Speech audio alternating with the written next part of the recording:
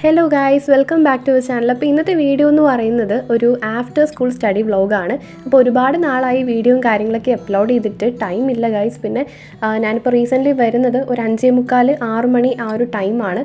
അപ്പോൾ ഫ്രഷൊക്കെ ആയിട്ട് പഠിക്കാൻ തന്നെ ടൈം കിട്ടുന്നില്ല. അപ്പോൾ വീഡിയോയുടെ കാര്യം എന്തായാലും ഞാൻ ക്ലിപ്സൊക്കെ എടുത്ത് വെക്കും, പക്ഷേ എഡിറ്റ് ചെയ്യാനാണ് സമയം ഇല്ലാത്തത്. അപ്പോൾ എന്തായാലും ടൈമിൻ്റെ അനുസരിച്ച് ഓരോ വീഡിയോസായിട്ട് അപ്ലോഡ് ചെയ്യാം. അപ്പോൾ ഇന്ന് ഞാൻ 6 മണിക്കായിരുന്നു വീട്ടിലെത്തിയിട്ടുണ്ടായിരുന്നത്. അപ്പോൾ വന്ന് ഫ്രഷൊക്കെ ആയിട്ട് എന്തൊക്കെ കാര്യങ്ങളാണ് ചെയ്യാനുള്ളത് എന്ന് ഒരു ലിസ്റ്റ് എഴുതാം കേട്ടോ. അപ്പോൾ വീഡിയോ ഇടാത്തതിൻ്റെ റീസൺ എന്ന് പറയുകയാണെങ്കിൽ ഈ ഒരു ആഴ്ച എന്ന് പറയുന്നത് ലീവും കാര്യങ്ങളൊക്കെ ഉണ്ടായിരുന്നു, മാക്സിമം ലീവ് ഉണ്ടായിരുന്നു. പക്ഷേ എനിക്ക് ഈ ഒരു ആഴ്ച എന്ന് പറയുന്നത് ഒരു വല്ലാത്തൊരാഴ്ചയായിരുന്നു. പഠിക്കാനും മോട്ടിവേഷൻ ഇല്ല, ഫോൺ നോക്കാനും ഒരിതില്ല, അതുപോലെ തന്നെ ഒരു മൂഡില്ലാത്തൊരു ദിവസം. എല്ലാ ഡേയും അങ്ങനെ ആയിരുന്നു കേട്ടോ. അതായത് ഈ ഒരു ആഴ്ചയിൽ ഒരുപാട് ലീവ് ഉണ്ടായിരുന്നു. അപ്പോൾ ഒരുപാട് പോർഷൻസ് കവർ ചെയ്യായിരുന്നു, പിന്നെ റൂം ക്ലീൻ ചെയ്യായിരുന്നു, അങ്ങനെ ഒരുപാട് സംഭവങ്ങൾ എനിക്ക് ചെയ്യാനുണ്ടായിരുന്നു. പക്ഷേ അതൊന്നും ചെയ്യാൻ പറ്റാത്ത ഒരവസ്ഥയാണ്. അപ്പോൾ ഇന്നിപ്പോൾ ഞാൻ വന്നിട്ട് എൻ്റെ റൂം ക്ലീൻ ചെയ്തു. അതുപോലെ തന്നെ പഠിക്കാനൊക്കെ ഒരു മോട്ടിവേഷനുള്ള ഒരു ഡേ ആണ് ഇന്നത്തെ ഒരു ഡേ. അപ്പോൾ ഞാൻ പ്രെയറിൽ സ്റ്റാർട്ട് ചെയ്യാമെന്ന് വിചാരിച്ചു. അപ്പോൾ ഞാൻ ഫ്രഷൊക്കെ ആയിട്ട് പ്രെയറൊക്കെ കഴിഞ്ഞിട്ടാണ് ഇപ്പോൾ പഠിക്കാൻ വേണ്ടിയിട്ട് പോകുന്നത്. അപ്പോൾ ഇന്ന് കുറച്ച് മോട്ടിവേഷനൊക്കെ ഉള്ളതുകൊണ്ട് തന്നെ പാടുള്ള ഒരു സബ്ജക്റ്റ് എടുക്കാമെന്ന് തോന്നി. അപ്പോൾ ഇന്ന് ഫിസിക്സ് ആണ് എടുക്കുന്നത്. ഫിസിക്സിലെ 2ാമത്തെ ചാപ്റ്ററാണ് motion in a straight line എന്ന് പറയുന്ന ചാപ്റ്റർ. അപ്പോൾ അത് എന്നെ സംബന്ധിച്ച് എനിക്കൊരു പാടായിട്ടുള്ള ചാപ്റ്ററാണ്. കാരണം എനിക്ക് സ്കൂളിലെ ക്ലാസ് കിട്ടിയിട്ടുണ്ടായിരുന്നില്ല. ഒരു ക്ലാസ് എന്തോ പോയിട്ടുണ്ടായിരുന്നു. പിന്നെ ബാക്കി ക്ലാസ്സിൽ ഒരു ക്ലാസ് പോയിട്ടുണ്ടെങ്കിൽ ബാക്കി ക്ലാസ് എടുക്കുന്നത് പിന്നെ എന്താണെന്നേ മനസ്സിലാവില്ല, ആ ഒരു അവസ്ഥയാണ് അവിടെ. അപ്പോൾ അങ്ങനെയായിരുന്നു. പിന്നെ ഞാൻ ഈ ഒരു ചാപ്റ്റർ എനിക്ക് എന്തായാലും പഠിച്ചേ പറ്റത്തുള്ളൂ.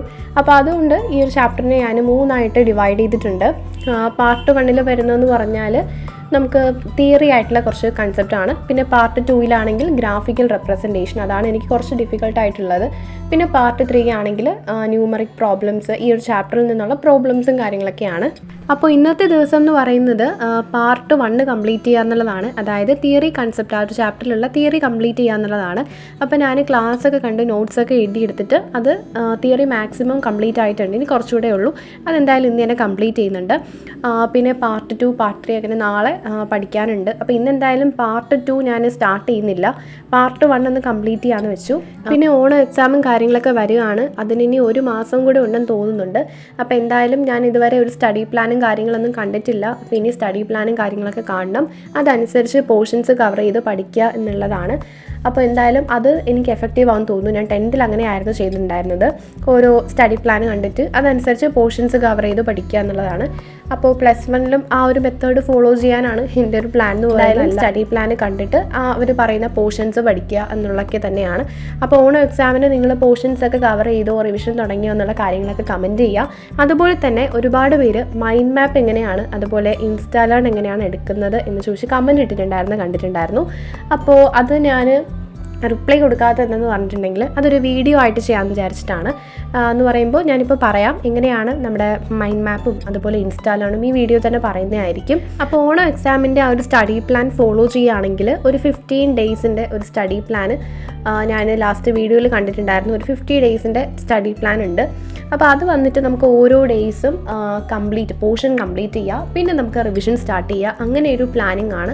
അപ്പോൾ എനിക്ക് എന്തോ അത് എഫക്റ്റീവായിട്ട് തോന്നുന്നുണ്ട്. കാരണം നമ്മുടെ പോർഷൻസ് ആദ്യം കംപ്ലീറ്റ് ചെയ്തിട്ട് റിവിഷൻ ചെയ്ത് തുടങ്ങുമ്പോൾ നമുക്കൊരു കോൺഫിഡൻസ് ഉണ്ടാവും. അല്ലെങ്കിൽ നമ്മൾ പോർഷൻ്റെ കൂടെ റിവിഷൻ ചെയ്ത് പോയി കഴിഞ്ഞാൽ രണ്ട് നടക്കാത്തൊരു പരിപാടിയാകും. അതുകൊണ്ട് പോർഷൻസ് ജസ്റ്റ് കംപ്ലീറ്റ് ചെയ്യുക, പിന്നീട് റിവിഷൻ ചെയ്യുക. അതായത് പോർഷൻസ് ഒരു 15 ഡേയ്സ് എടുത്ത് കംപ്ലീറ്റ് ചെയ്യുക, ദെൻ ഒരു 15 ഡേയ്സ് എടുത്ത് പോർഷൻസ് റിവൈസ് ചെയ്യുക. അങ്ങനെ ചെയ്തിട്ടുണ്ടെങ്കിൽ നമുക്ക് എക്സാമിന് മുമ്പ് കംപ്ലീറ്റ് ആയിട്ട് റിവിഷൻ ചെയ്ത് തീർക്കാൻ പറ്റും. അതോടൊപ്പം തന്നെ PYQ ക്വസ്റ്റ്യൻസ് പ്രാക്ടീസ് ചെയ്യുക, അത് മാക്സിമം ചെയ്യാനുള്ള കാര്യമാണ്. എന്നാൽ മാത്രമേ നമുക്ക് പാറ്റേണും കാര്യങ്ങളൊക്കെ മനസ്സിലാവത്തുള്ളൂ. അപ്പോൾ എന്തായാലും നമുക്ക് എങ്ങനെയാണ് ആപ്പിൽ നിന്ന് മൈൻഡ് മാപ്പും ഇൻസ്റ്റാളൊക്കെ എടുക്കുന്നതെന്ന് നോക്കാം. അപ്പോൾ ആദ്യം തന്നെ നമ്മുടെ ആപ്പ് ഓപ്പൺ ചെയ്യാം. ആപ്പ് ഓപ്പൺ ചെയ്തിട്ട് വ്യൂ ഓൾ ക്ലാസ്സസ് കൊടുക്കുക. അതിൽ നിങ്ങൾക്ക് ഏത് ക്ലാസ്സാണോ വേണ്ടത് അത് എടുക്കുക. ഇപ്പോൾ ഫിസിക്സ് ആണെങ്കിൽ ഫിസിക്സ് എടുക്കുക. അതിൽ നമ്മുടെ ലെക്ചേഴ്സിൽ ക്ലാസ് ഉണ്ടാവും.